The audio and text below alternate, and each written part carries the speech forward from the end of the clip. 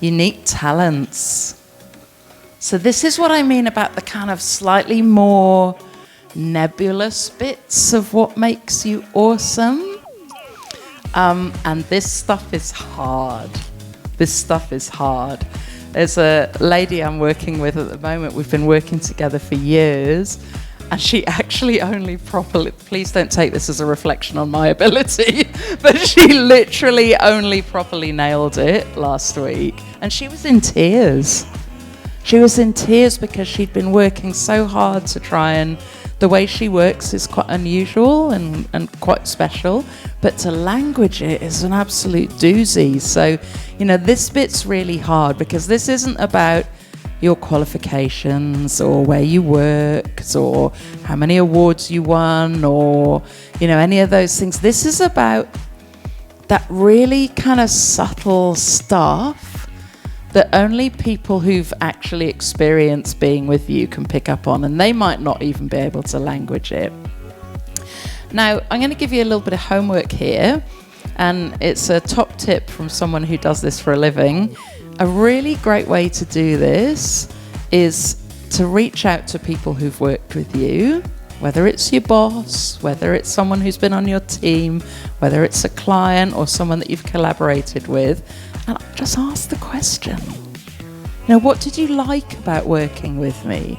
Why did you choose to work with me? Why did you choose to continue working with me?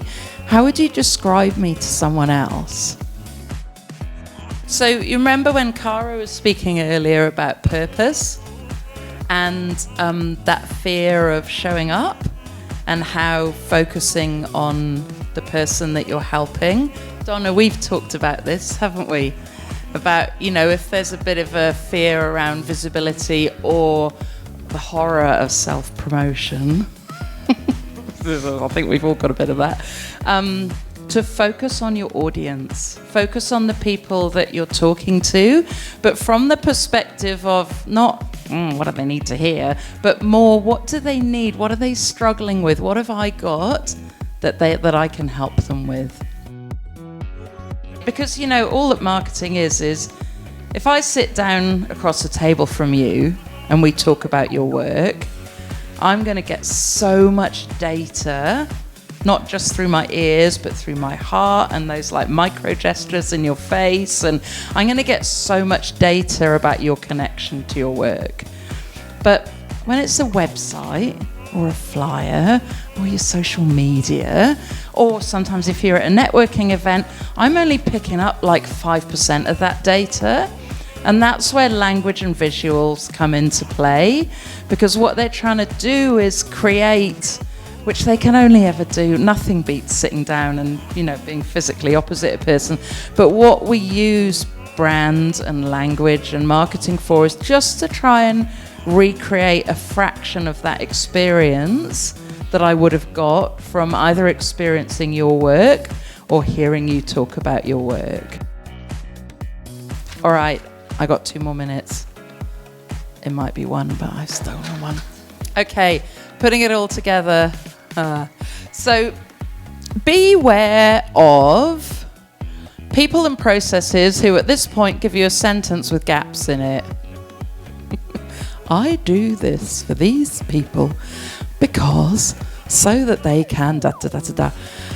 But it's trying to fit a really complex person with really complex background, colourful, multicolored tapestry of backgrounds and experiences and skills and values and beliefs that we all have, and trying to sort of squish it into a box.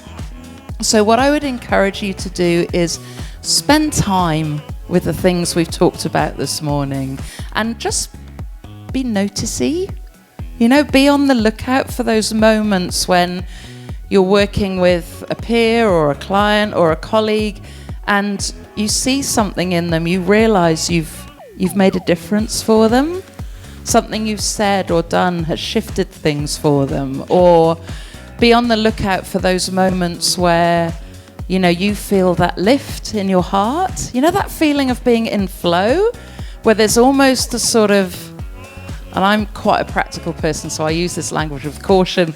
There's almost a sort of feeling of a something divine about your work, that it's bigger than you. Look out for those moments.